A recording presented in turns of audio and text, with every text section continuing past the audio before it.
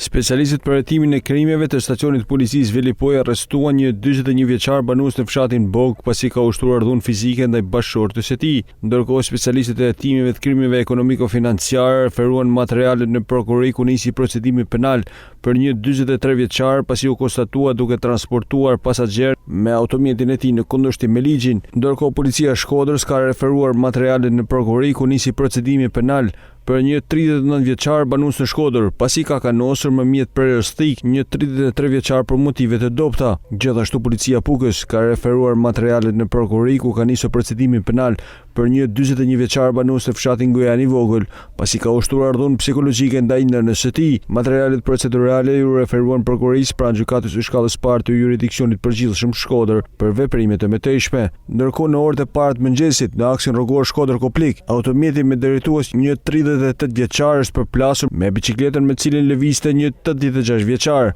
Nga aksidenti është dëmtuar lehtë i mushuari, i cili po merr mjekim dhe është jashtë rrezikut për jetën. Ndaj drejtuesit të mjetit po kryen veprime procedurale. Grupi hetimor po punon për zbardhjen e rrethanave të aksidentit.